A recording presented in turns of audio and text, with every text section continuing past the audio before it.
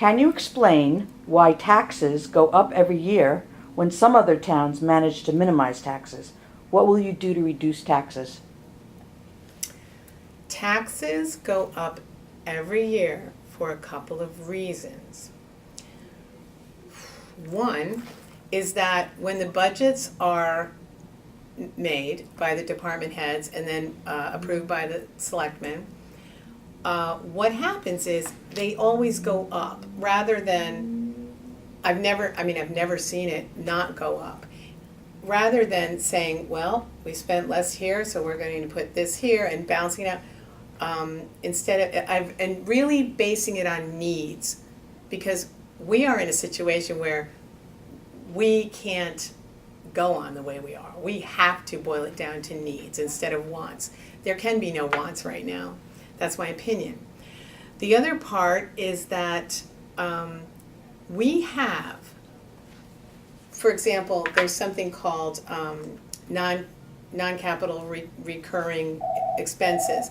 That would be like a one-time repair or a one-time purchase. So what happens is you'll get an estimate for a project. And then, I'll give you an example. One project, say maybe $20,000 was appropriated, but at the end of the day, it really only cost $7,000 to repair, because after someone had made the estimate, another person went over and said, I don't think you really have to do this much work. You can do this, this, and that, and it'll be great. Now, where was that second person before the request was made for the money? Like, I call that second opinion. I think it's really important.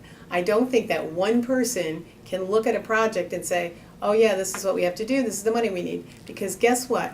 What we have is overage on projects right now, meaning estimates that were overestimated, $313,000. $313,000 that actually can be reallocated. Where does it go then?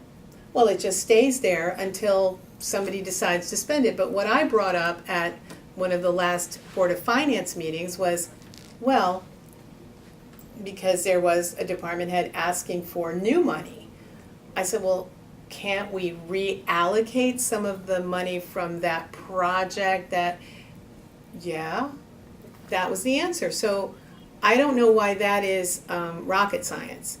If you have this much leftover money, you could put it over here. I'm thinking.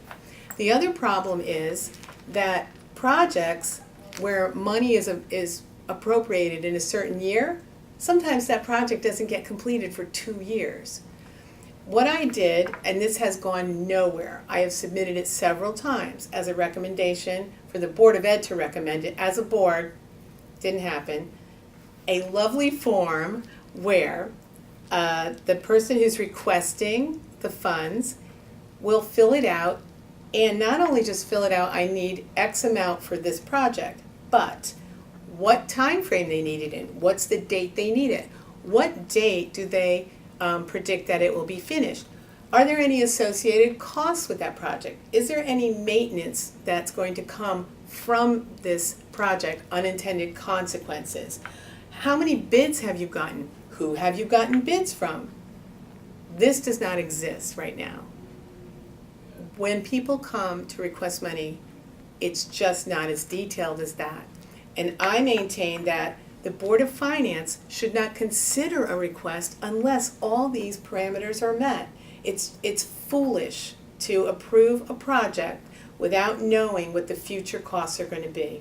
Basically, all the details. The third thing, and I'm trying to be short, but there are so many issues. The third problem with the taxes and the budget, and it goes all together and has to do with the school budget. There are a lot of mandates. There are unfunded mandates from the state. There are union contracts. What we have the control over in the school budget, there's 15% of the school budget that we can look at.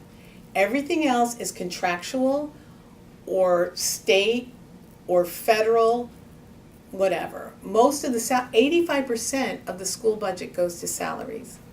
we can look at that 15%, but then there's mandates within that, so we can really only look at 8% of the school budget.